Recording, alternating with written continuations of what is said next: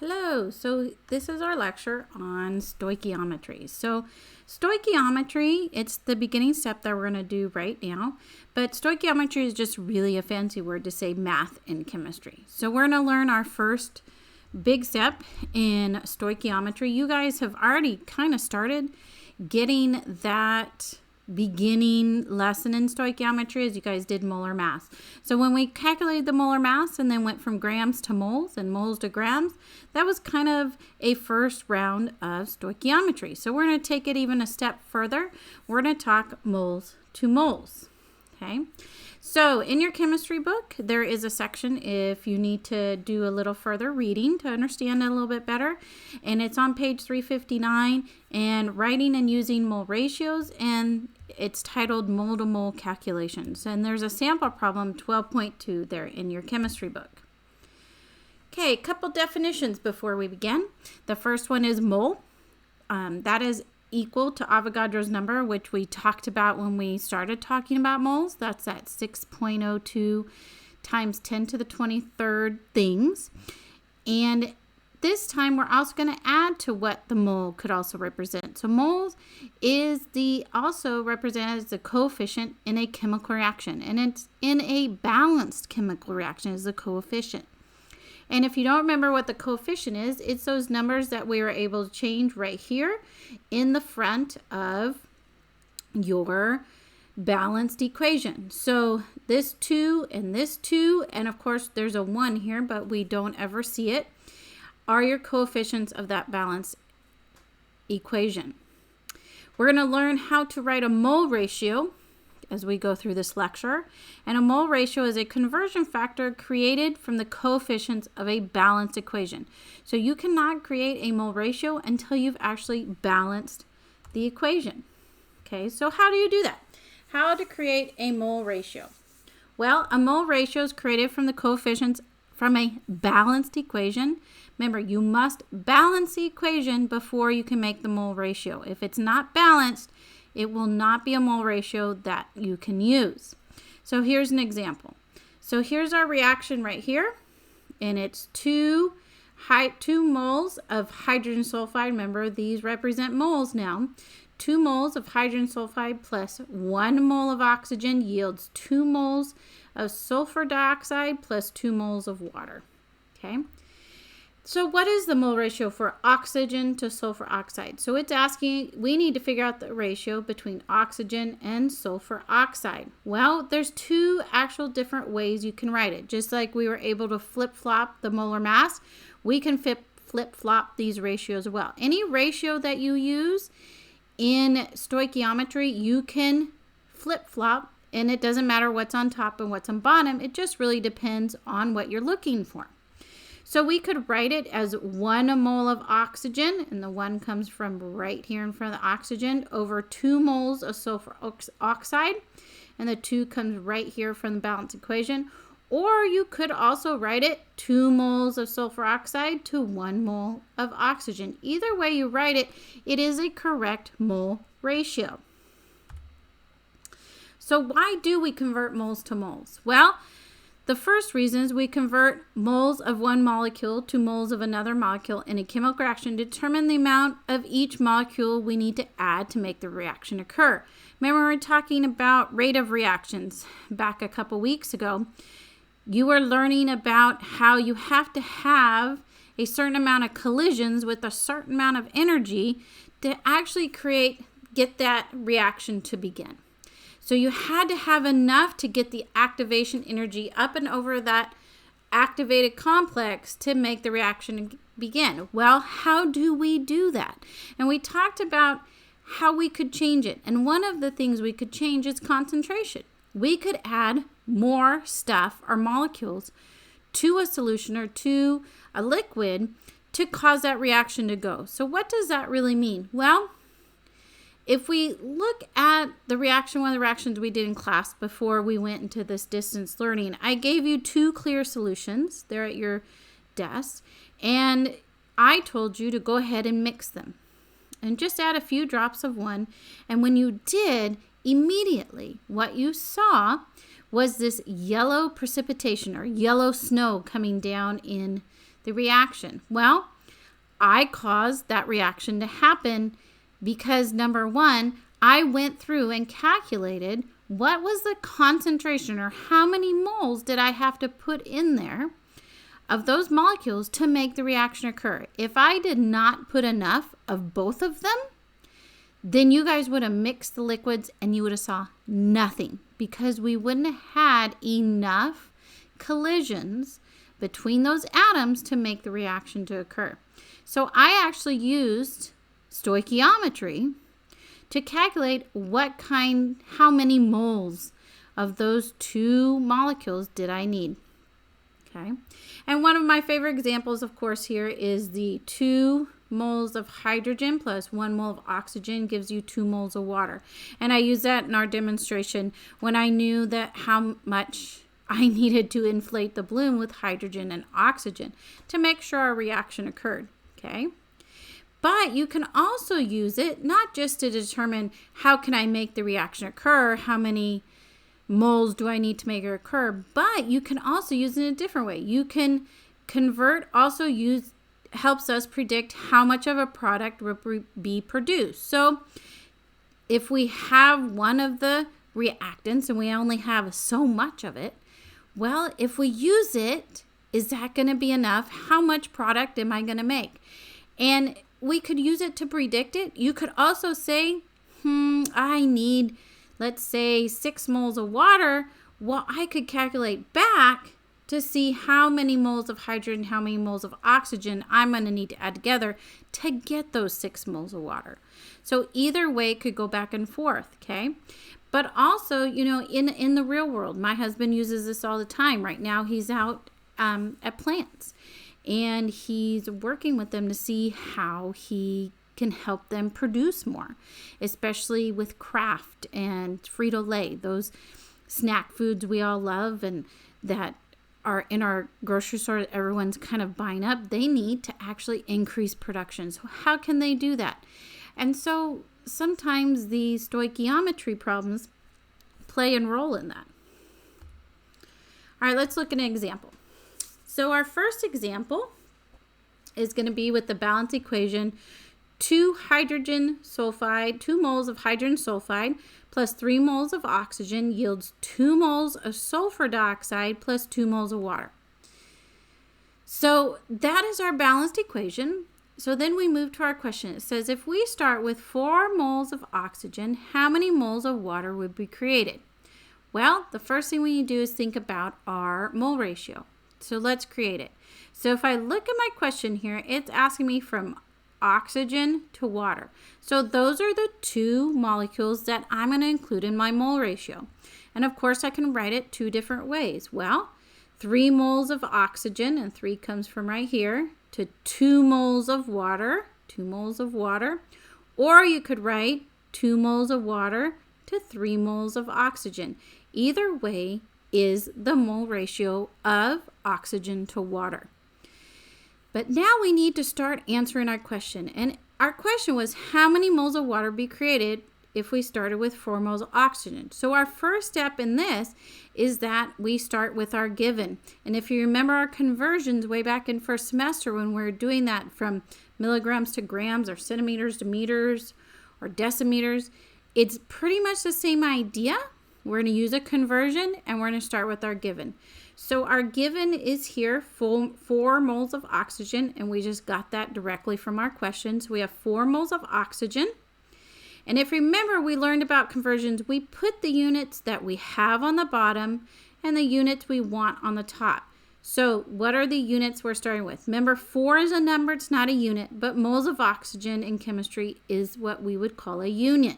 Unit, just like milligrams or grams. Well, we have moles of oxygen, so that is what the unit we have. So we'll put moles of oxygen on the bottom. That's what we have. And based on our little conversions that we said we could use, well, 3 moles of oxygen, I'm going to use this one on the bottom. That means 2 moles of water goes on top. And this is the units that we want, what we want. Okay? Then what can happen is just like in math, but a little bit different. So in math, if you put the same numbers on the top and the bottom of a fraction, they kind of cancel out.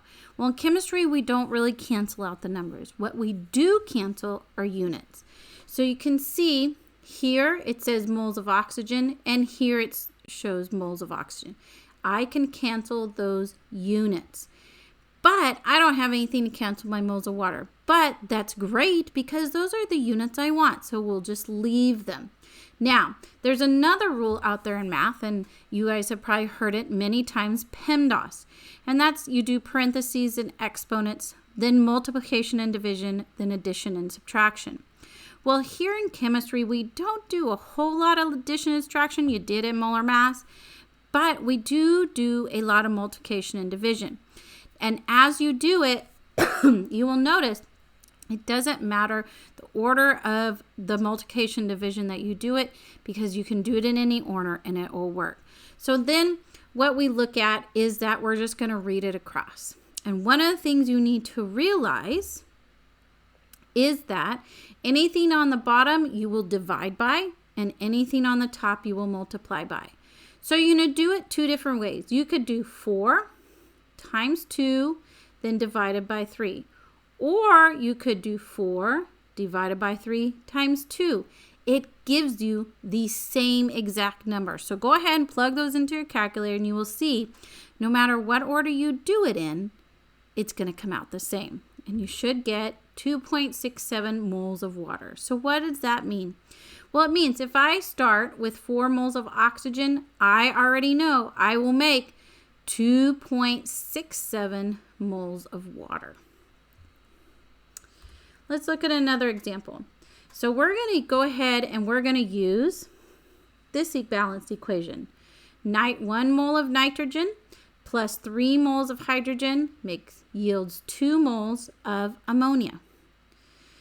So our question, our problem is, if you have 3 moles of nitrogen, how many moles of hydrogen do you need for the reaction? Well, it tells us right here the conversion we're going to need is between nitrogen and hydrogen. So if we write our mole ratios based on our equation here, I can have 1 mole of nitrogen to 3 moles of hydrogen, or I can have 3 moles of hydrogen to 1 mole of nitrogen. They're both the same conversion factor. They're both the same ratio. It doesn't matter which one is on top and which one's on bottom when you're writing the mole ratio. It does matter when you go to the conversion itself. So our first step when we're converting is to write our given, which is 3 moles of nitrogen from our question. So we wrote our given, 3 moles of nitrogen. We're going to multiply by a conversion factor. And how do we determine which one we use? Well, we're starting with moles of nitrogen. Those are the units I have. So those are going to go on the bottom. So I'm going to use the one with the moles of nitrogen on the bottom. And then it says there's 3 moles of hydrogen. Those are what we want. And that is true. It says how many moles of hydrogen? Those are what we want. And then we can look, and the moles of nitrogen, remember just the units, not the numbers. Go ahead and cancel. Okay, so moles of nitrogen cancel moles of nitrogen. Then we can either do 3 divided by 1 times 3 or 3 times 3 divided by 1. Either way, we will get 9 moles of hydrogen. So what does that mean? That means if I have 3 moles of nitrogen, I'm going to need 9 moles of hydrogen to make that reaction occur. Okay? All right, so let's go ahead and look at your homework, your problems to work on today. So I'll bring that up for you guys. Hold on 1 second. So this is the Poggle that we're going to use today. So here's our Poggle, and it's our stoichiometry Poggle. And today you guys are going to do questions number 1 through 8. So I'm going to go over a little bit here of what you guys see here on the reading, and then I'm going to do a couple examples. I'm going to do 1 through 5 with you guys, and then you guys will finish 6 through 8. Okay? It says chemists use balanced chemical equations as a basis to calculate how much reactant is needed or product is formed in a reaction. This is called stoichiometry. Another way of looking at it is using the mole ratio from the balance equation and information about one compound in the reaction to determine information about another compound in the equation. So we're going from one molecule to another. A mole ratio is a conversion factor derived from that just means made, from the coefficients of a balanced chemical equation interpreted in terms of moles. In chemical calculations, mole ratios are used to convert between moles of one thing and moles of another. Okay? In this activity, we will address the question, how do I convert between different chemical species or molecules in a given reaction? So here's their first kind of example. And we kind of saw that. I used one of these on our PowerPoint there, but it tells us, given the following equation, so here's our balance, and I always double check and I make sure it's balanced before I begin. So I have 2 nitrogens, 6 hydrogens, 6 hydrogens. Yes, we're balanced. We should be good. It says how many moles, and I always underline when I get to a molecule, okay? So how many moles of hydrogen are needed to produce 34.8 moles of ammonia, okay? So notice I'm going to do a ratio between ammonia and hydrogen. And of course, as I showed you just a minute ago, you can have, let's do moles of hydrogen first on top. So I have 3 moles of hydrogen and ammonia, 2 moles. And these are just made directly from the equation. Or I could write it 2 moles of ammonia to 3 moles of hydrogen. Okay? Either way is a correct mole ratio. And that's always my first step. And you can always write that. Then what I'm going to do is I'm going to write my given. So my given from here is 34.8 moles of ammonia. So 34.8 moles of ammonia. Then I'm going to start to think about which conversion will I need? Well, I have moles of ammonia. That means that one will go on the bottom. Those are the units I have. So I'm going to put moles of ammonia, 2 moles of ammonia. So that means I'm going to use this conversion, and 3 moles of hydrogen. Then I can cancel my moles of ammonia,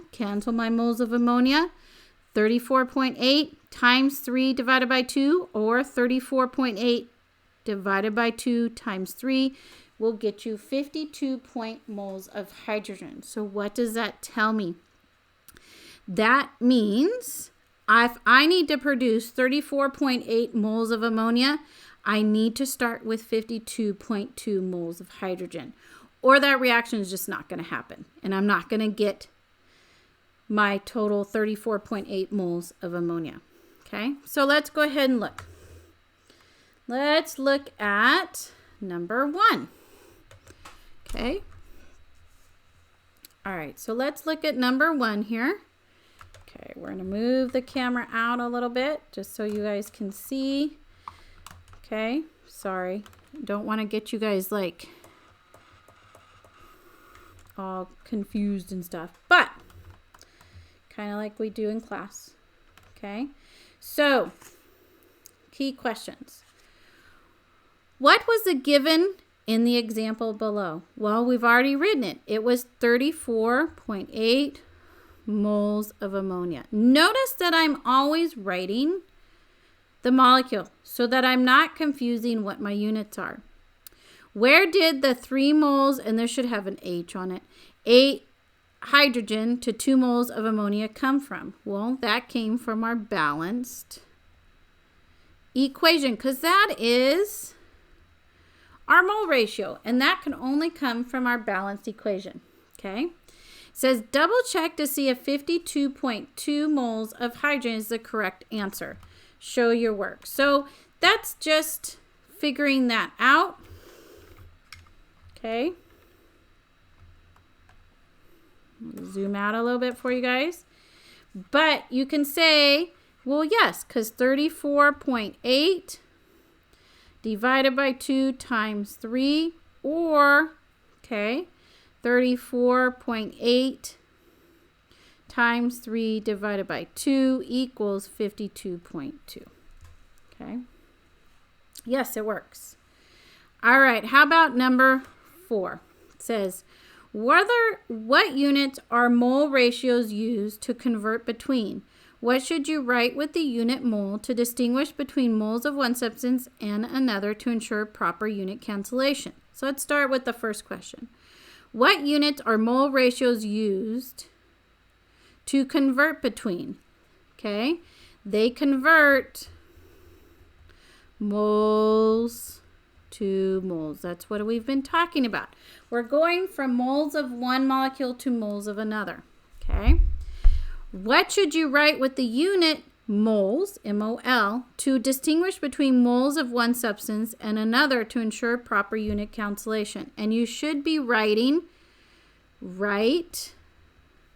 the molecular formula. Remember a couple weeks ago we learned the difference between a molecular formula and an empirical formula.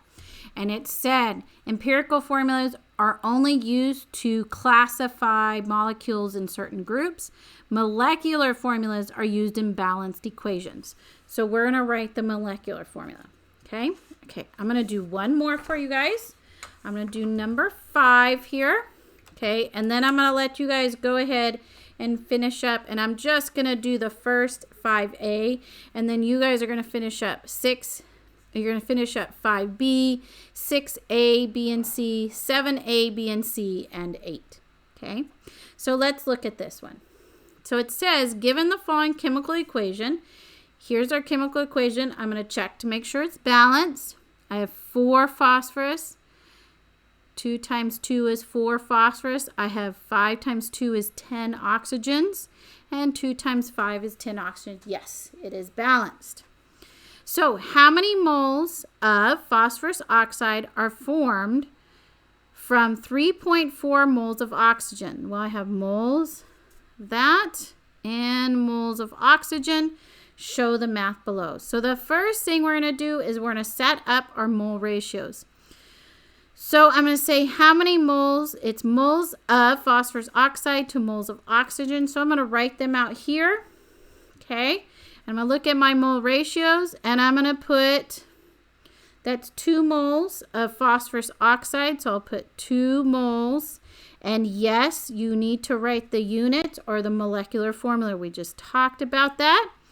5 moles of O2, or you're going to use 5 moles of O2 to 2 moles of P2O5. Now, of course, as you guys do these more and more, you may not have to write these mole ratios out, but I would recommend that you start with this every single time until you get a little more comfortable with these, okay? Okay, now let's see. The next part is we need to write our given. So our given is, because I don't have any numbers with this one, so this has to be my given. So I'm going to start with 3.4 moles. You should write, I should be writing MOL, I keep forgetting. O2, that's a multiplication, times our conversion factor. Well, these are the units that I have. So I'm going to put those on the bottom. So if I put those on the bottom, I already see my moles of P2O5 go on top. So I know that I'm going to use this one right here with the moles of oxygen on the bottom. So I'm going to put a 5 and a 2. Okay, and once again, my moles of O2 cancel. Okay, just the units, not the numbers. Don't get into that habit. So then I'm going to do 3.4, and I'm going to either times by 2 or divide by 5. Remember, the bottom ones are what you are going to divide by, and the top ones are what you are going to multiply by, okay? So I'm going to take it, and I'm going to say, and you can either do 3.4 times 2 divided by 5, or you can do 3.4 divided by 5 times 2. I'm going to do that really quick on my calculator because I don't feel like figuring it out. Okay, and I would get 1.36 moles of P2O5. And that's how many moles I would get of phosphorus oxide if I started with 3.4 moles of oxygen. Okay, so notice I'm starting with less than this a little bit, but the ratios, if they're the same, then the reaction will work. So I'm going to have 3.4 moles of oxygen, and I'm going to be able to produce 1.36 moles of phosphorus oxide. As you guys are going through these, do not go past the 100th. So always round to the nearest 100th. And as always, if you guys have any questions, please get a hold of me, and I'm on Zoom. Okay, so for the rest of the day, what I want you to finish is you're going to finish 5B. You're going to finish 6A, B, and C. You're going to finish 7A, B, and C, and then number 8, okay? And then the rest of the puzzle will be saved for you to finish when you guys watch the next lecture. So be tomorrow when we go from moles to grams. All right, guys. Thanks for listening. Bye.